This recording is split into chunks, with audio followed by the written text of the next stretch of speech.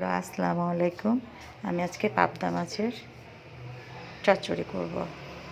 Fry pan দিলাম, এখন আমি পাবদা মাছটা দিয়ে দিব। দিয়ে মাছটা একটু ভেজে নেব।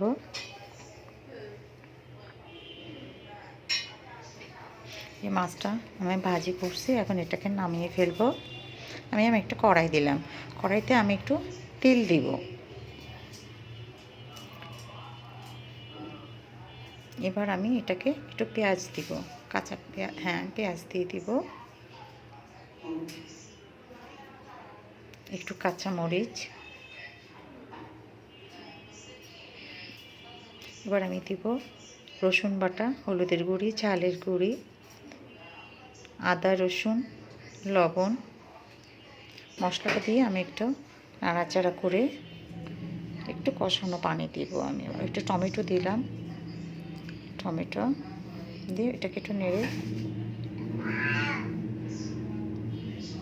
একটু কষানো পানি, মশলা কষানোর জন্য অল্প একটু পানি দিয়ে দিলাম আমি। এখন মশলাটা কষানো হয়ে গেছে, এখন আমি একটু ঝোলের পানি দিয়ে দিব।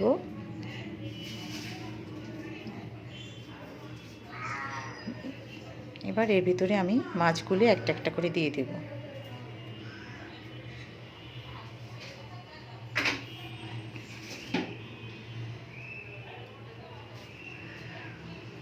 মাছটা একটার সঙ্গে আরেকটা লেগে গেছে।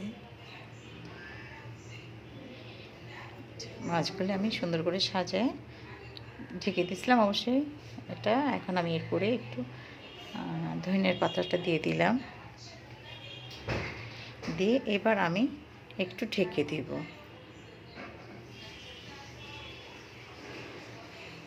আচ্ছা, দেখেন এখন রঙটা কত সুন্দর আসছে। মাছটা একদম বোনা বোনা করছে। যদি ভালো লাগে আপনাদের কাছে, আপনারা আমার সঙ্গে থাকবেন, একটা সাবস্ক্রাইব করবেন। আল্লাহ হাফেজ।